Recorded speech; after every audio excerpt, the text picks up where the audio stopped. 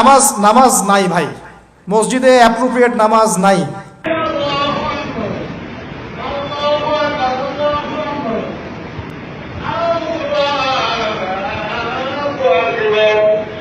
একটা দোয়া করতে গিয়ে দেখলাম ইমাম সাহেব তাশাহুদ শুরু করে দিয়েছে, আর আমি তাশাহুদ ধরতে গিয়ে দেখলাম তাশাহুদ শেষ করতে করতে সালাম শেষ, আমার দরুদ শরীফ বাকি আছে। তো ওই জন্য বিশ্বাস করেন আমি নামাজটা আবার দৌড়ায় পড়ে আসছি, মাগরিবের নামাজ। ছোট ভাইকে নিয়ে বললাম পাশে দাঁড়া, নামাজ হয় নাই। কেন হয় নাই? রুকু সেজদা করতে পারি নাই, নামাজ হবে কিভাবে? সব মসজিদের কথা বলছি না, ইল্লা মাশাআল্লাহ। অনেক মসজিদ এখন বাইতুন নাস হয়ে গেছে, মানুষের বাইত, আল্লাহর ঘর নাই, সূরা ঠিক নাই। এরপরে রুকু, এই যে রুকু করলাম, রুকুতে গিয়ে একটা বার সুবহানা রাব্বিয়াল আযীম বলারই সময় পাওয়া যাচ্ছে না। অন্তত 3 বার 5 বার 7 বার তো বলবে, বা 3 বার তো অ্যাটলিস্ট বলবে। এই উঠে সামি আল্লাহু লিমান হামিদা, হুলিমান হামিদা কি? হুলিমান হামিদা বলে কি কোনো শব্দ আছে? এটা নতুন শব্দ বানালাম আমি একটা। সামি আল্লাহ, আল্লাহ তার কথা শোনেন। লিমান হামিদা, যে তার কথা, যে আল্লাহর প্রশংসা করে। সামি আল্লাহ, আল্লাহ তার কথা শোনেন। লিমান হামিদাহু, যে তার প্রশংসা করে। একটা অর্থ আছে তো, সামি আল্লাহ হুলিমান হামিদা। হুলিমান হামিদা মানে কি? প্রতিটা জায়গায় সমস্যা, প্রতিটা জায়গায় সমস্যা। নামাজ, এখানে আমি একটা কথা বলতে ভিতরে চলে আসি। নামাজের আমাদের তাসকিয়া উঠে যাচ্ছে, আধ্যাত্মিকত্ব পাচ্ছেন না আপনি। নামাজ নিজে পড়ে নিজে ফিল হচ্ছেন আপনি নামাজ পড়েছেন। সেজদায় গেলেন, সেজদা মনে হচ্ছে ব্যায়াম, টাপাস টাপাস। মাঝখানে বসারও সময় নাই, মাঝখানে বসে যে একটু দোয়া পড়তে হয়, আল্লাহুম্মা গফিরলি ওয়ারহামনি, কত চমৎকার দোয়া। আল্লাহুম্মা গফিরলি, আল্লাহ আমাকে মাফ করে দাও। ওয়ারহামনি, আল্লাহ আমাকে রহম করো। ওয়াআফিনি, আমাকে নিরাপত্তা দান করো। ওয়ারযুকনি, আমাকে রিজিক দান করো। এই তো দোয়া।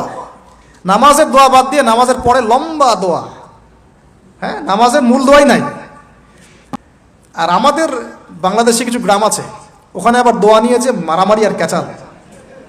এক একজন বিড়ি ফ্যাক্টরির মালিক, বিড়ি ফ্যাক্টরি, তামাক ফ্যাক্টরি, ওরা মসজিদে গন্ডগোল করে, দোয়া হাত তুলে করবে না করবে না, মানে বাদ দেন। আল্লাহ হেফাজত করুন আমাদেরকে, আল্লাহ আমাদেরকে পরিপূর্ণরূপে নামাজ পড়া তৌফিক দান করুন। নামাজের প্রত্যেকটা বিষয় বুঝে বুঝে পড়লে এত মজা লাগে, এত স্বাদ লাগে, আপনি নামাজে ডুবে যাবেন। আর নবী সাল্লাল্লাহু আলাইহি ওয়াসাল্লাম কিভাবে সারা রাত নামাজ পড়তে পারেন, রাতের একটা লম্বা অংশ কেমন করে নামাজ পড়তে পারতেন? কারণ তিনি তো ফিল করতেন কি পড়তেছেন, তার তো ক্লান্তি লাগতো না। তার পা কখন ফুলে গেছে তার টেরি নাই, টেরি পাচ্ছেন না তিনি। কেন সাহাবীদের পা থেকে তীর খোলা যেত? কারণ নামাজে দাঁড়িয়ে তারা ডুবে গেছেন আল্লাহর মধ্যে। আল্লাহ আল্লাহ, এটা তো বললে অনেকে আকীদার প্রশ্ন তুলবে। আসলে আল্লাহ পাকের সাথে আমি বিলীন হয়ে যাচ্ছে এখানে। এই বিলীন মানে কি? শারীরিক বিলীন। আমার মন, আমার মনন আল্লাহর প্রতি নিবদ্ধ হয়ে যাচ্ছে। এই তো নামাজ। এই নামাজ মেরাজুল মুমিন বলে না, আল্লাহর মুমিনদের জন্য মেরাজ। নামাজটাই তো মুমিনদের জন্য মেরাজ। তো মেরাজ মানে কি? সাক্ষাৎ, দেখা সাক্ষাৎ। আমাদের নামাজে তো আল্লাহর কোনো ফিলিংসই আসছে না। সেজদা করছে, সেজদায় নবীজি বলেছেন বেশি বেশি দোয়া করো, কারণ সেজদায় যে দোয়াটাই করবা কবুল হয়ে যাবে ইনশাআল্লাহ। তো সেজদায় তাসবিহ পড়ারই টাইম পাচ্ছি না, দোয়া করব কখন? একটা দোয়া করতে গিয়ে দেখলাম ইমাম সাহেব তাশাহুদ শুরু করে দিয়েছে, আর আমি তাশাহুদ ধরতে গিয়ে দেখলাম তাশাহুদ শেষ করতে করতে সালাম শেষ, আমার দরুদ শরীফ বাকি আছে। তো ওই জন্য বিশ্বাস করেন আমি নামাজটা আবার দৌড়ায় পড়ে আসছি, মাগরিবের নামাজ। ছোট ভাইকে নিয়ে বললাম পাশে দাঁড়া, নামাজ হয় নাই। কেন হয় নাই? রুকু সেজদা করতে পারি নাই, নামাজ হবে কিভাবে? এক ওয়াক্ত নামাজ চলে গেল, এই এক ওয়াক্ত নামাজ কি আমার জীবন আবার ফিরে আসবে কিনা? আর আপনারাই বলেন তো, কিয়ামতের মাঠে সবচেয়ে প্রথম কোন আমলের হিসাব হবে? আমার এই বড় বড় কথা, দিন কায়েম, জিহাদ, এই সেই, হাবি জাবি, অনেক বড় বড় কথা, নামাজ ঠিক নাই, কি হবে? ফায়দা আছে কোনো? এই জিনিসটা যদি আমাদের সমাজ থেকে আস্তে আস্তে বিদায় নিতে থাকে তাহলে তো সমস্যা। আল্লাহ পাক আমাদের সবাইকে পরিপূর্ণ নামাজি হওয়ার তৌফিক দান করুন। একটা কথা বলতে গিয়ে অনেক ভিতরে চলে আসলাম। দাউদ আলাইহিস সালামের নামাজ আল্লাহর কাছে অনেক প্রিয় ছিল, আর তার সওম রোজা আল্লাহর কাছে অনেক প্রিয় ছিল। আমাদের সবাইকে আল্লাহ পাক এই মহামানবের জীবন থেকে নামাজ শেখার তৌফিক দান করুন, রোজা রাখার তৌফিক দান করুন।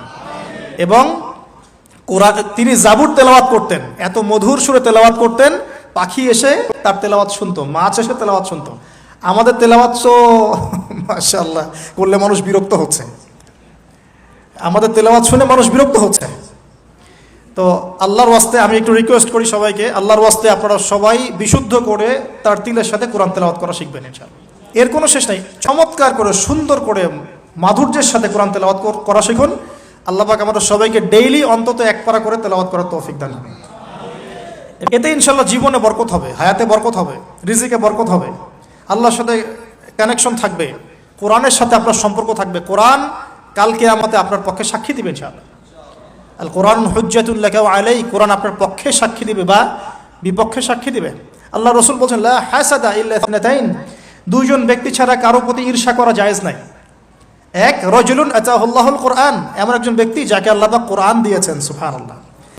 ইয়াকুমু বিহি আনা আল-লাইল ওয়া আনা আন-নাহার, যে কোরআন কেন্দ্রিক, সে দিনের বেলা আমল করে, রাতে তাহাজ্জুদের নামাজ পড়ে। আরেকজন ব্যক্তি রাজুলুন আতাহুল্লাহু মালান, একজন ব্যক্তি যাকে আল্লাহ পাক সম্পদ দিয়েছেন। ইউনফিকু বিহি আনা আল-লাইল ওয়া আনা আন-নাহার, এই টাকা পয়সা মাল সম্পদ ইসলামের জন্য সে দিন রাত খরচ করে। এই দুই ব্যক্তি ছাড়া অন্য কারোর প্রতি ঈর্ষা করা যায় না। আর এগুলো হাদিস তো অনেক শুনেছেন, প্রত্যেক হরফে 10 নেকি করে পাবেন।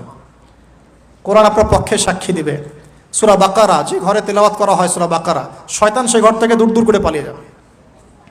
সূরা আলী ইমরানের শেষের 10 আয়াত মুখস্থ করবেন, সূরা বাকারার শেষের 3টা আয়াত মুখস্থ করবেন, সূরা হাসরের শেষের 3টা-4টা আয়াত মুখস্থ করবেন, সূরা কাহাফের প্রথম 10টা আয়াত মুখস্থ করবেন, সূরা কাহাফের শেষের 10টা আয়াত মুখস্থ করবেন।